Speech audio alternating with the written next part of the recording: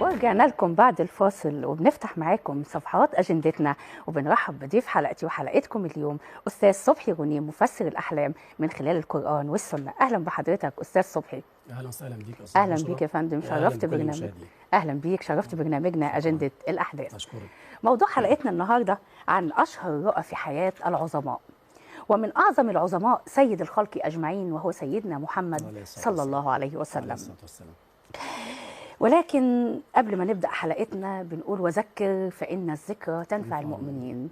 في عجالة كده أستاذ صبحي محتاجين من حضرتك نبذة مختصرة عن علم الرؤى بما إنه علم نبوي مقدس.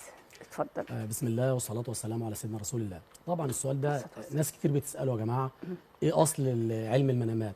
هل له أصل في القرآن والسنة؟ احنا عندنا التشريع أستاذة بشرى مصدرين، القرآن والسنة. تمام. المنامات والرؤى لها أصل في القرآن. هناخد دليل واحد عشان وقتنا طبعا. تمام.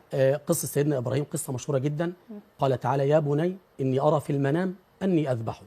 منام اتحقق مع سيدنا إبراهيم. احنا مقبلين على عيد الأضحى، يعني ما شاء الله، وقصة شهيرة وقصة مشهورة. واتخذ تشريع من المنام اللي هو الأضحية. فالمنام مهم جدا، وده دليل واحد من القرآن والسنة. من القرآن السنة سيدنا محمد صلى الله عليه وسلم بيقول لم يبقى من النبوة إلا المبشرات. الله. ما فيش انبياء تاني خلاص. امال الاخبار هتنزل من السماء عن طريق ايه؟ عن طريق الرؤيا. الرؤى. لم يبقى من النبوه الا المبشرات. طيب، من اشهر الرؤى اللي رسول الله صلى الله عليه وسلم عليه الصلاه والسلام شافها، كان له رؤيه شهيره للسيده عائشه. ايه هي الرؤيه ديت؟ لما نتكلم منامات مشهوره في حياه الكبار او المشاهير، لازم نبدا بسيدنا محمد صلى الله عليه وسلم بحكم ان هو افضل الخلق. في رؤيه مشهوره جدا كانت للسيده عائشه رضي الله عنها وارضاها. بيحكي معاها في يوم، طبعا كلنا عارفين يا جماعه السيده عائشه بتمثل ايه في حياه النبي. هي احب زوجات النبي زوجات الرسول صلى الله عليه وسلم. لما سئل من احب الناس اليك يا رسول الله قال عائشه. قال اسالك عن الرجال قال ابوها.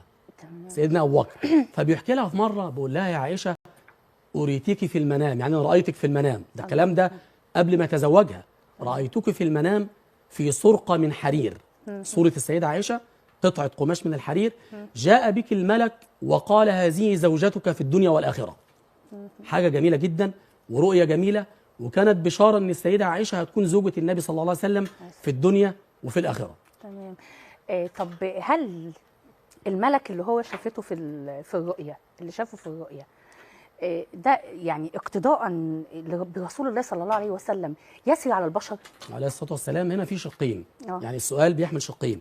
الاولاني ناس كتير بتسال سؤال احنا نايمين، الناس يعني المنام بيوصل ازاي؟ ده الشق الاولاني من موضوع الملائكه. يعني المنام بيوصل للانسان ازاي وهو نايم، وده احنا بنسميها في الاسلام الموتى الصغرى. الامام ابن القيم يا استاذه بشرى بيقول كلام جميل قوي يا جماعه. بيقول ايه؟ بيقول ان النائم تصل اليه او يصل اليه المنام عن طريق ملك موكل بالمنامات. ربنا خلق ملك وكله وظيفته ان هو يوصل المنام لمين؟ لرأس الإنسان وهو نائم. للبشر جميعا. للبشر جميعا، هنتكلم على الجميع دلوقتي. تمام. ينسخ المنام من اللوح المحفوظ عند ربنا.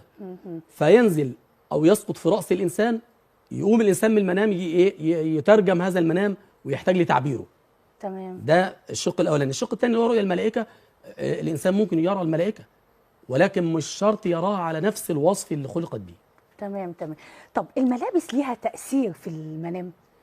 يعني واحد شاف الملابس في المنام، ملابس الميت مثلا على سبيل المثال. والله لما ارجع للحديث اللي احنا بنتكلم عنه، النبي صلى الله عليه وسلم بيقول رايتك في سرقه من حرير. الملابس طبعا مهمه جدا. الملابس اشهر تفسيراتها يا استاذه بشرى معانا بياخدوها العلماء فسروها في كلمه واحده. ايه هي الكلمه ديت؟ كلمه الستر. الستر. طبعا ما احنا بنلبس الملابس. يعني اي حد يشوف ملابس للميت؟ مش للميت، انا بتكلم عامه دلوقتي. الملابس عامه. انا بتكلم في الشق العام. تمام. الملابس